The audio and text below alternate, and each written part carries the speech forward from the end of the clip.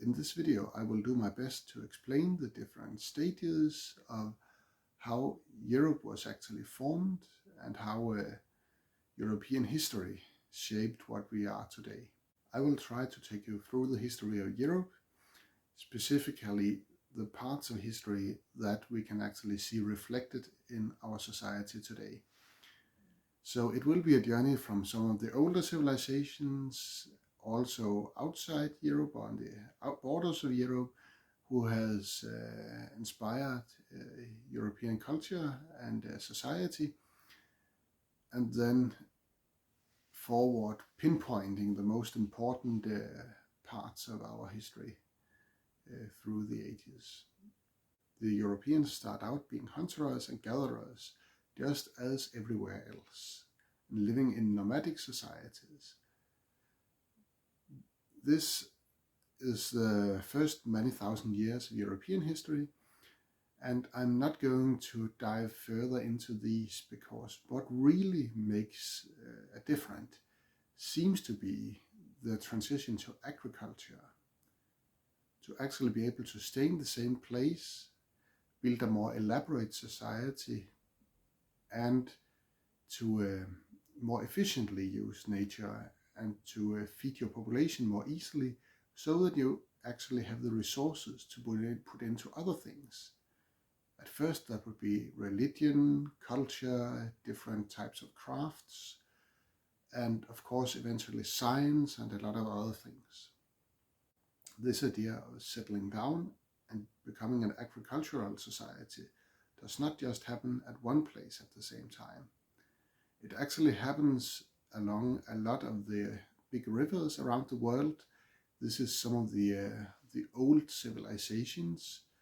Civilization here defined as building an elaborate society in the same place, which in turn means that you have to have an efficient use of nature where you live, so you don't run out of resources.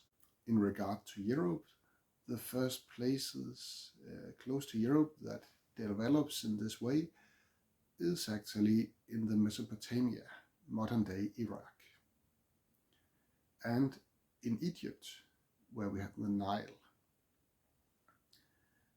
There is actually a way to describe this. Normally we'll say that from Egypt up through Israel and Palestine, and again over to Mesopotamia, you have kind of this half-moon shape of very arable, very fertile lands with these major rivers, which is actually described as the fertile half-moon. This is where culture originally begins, close to Europe, and in turn this leads to a lot of big civilizations centered around this area. The first civilization we are going to dive closer in and have a look at is the Sumerian civilization. The Sumerians were people who lived between the Euphrates and Tigris rivers in the Middle East. This is one of the earliest parts of civilization, of small city-states that are very warmongering, always fighting amongst each others. It is small, heavily hierarchical states. Usually there will be a prince, and there will be a church, a temple that owns the wealth of the city, and everything is centered around this. And it was these organizations that owned most of the workshops, most of the land, and decided how society actually looked like at that point. We also know from later in Europe, where it was often around the churches, that certain markets and craft works workshops were centered. What makes it interesting is that at this point we are around 3000 years BC, which means 5000 years older than today. And we still use some of the ideas today. For example, have you wondered why the circle is divided in exactly 360 degrees? Or why we are having 12 months a year? And even why we have the four corners of the world, north, south, east and west. This is actually heritage back from the old Sumerian city-states. The Sumerians used a counting system based around the number of 60, which makes easily sense with a degree of 360 degrees around a circle. That is, you can divide that by 60. And we also see it in that the number 12, which is a divisor of 60, is used both in the 12 months of the year, the 24 hours of the day. The Sumerians did calculate the day to 12 hours a day instead of 24, but it is still quite obvious where the root for our current number of hours a day comes from. So we, in general, we had these old ways of counting, which of course clashes when we later on get the system based on the numbers of tens.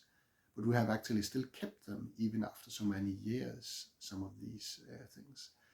And knowing which direction is which has also proven immensely valuable through history. So we owe a little of a debt to the old Sumerians, even if they lived 5,000 years before us. We are talking around 3,000 years BC. That's an incredible period of time, and that still makes it amazing that we are even today using some of their inventions. One of the things we don't know the exact origin of, but is nevertheless one of the most consequential inventions in the world history, is of course the wheel. The wheel seems to have been invented in Egypt, but we know at least for sure that it was used both in Egypt and in the Sumerian city-states. It was used both for dragging carts, but also as the pottery wheel to produce ceramic productions.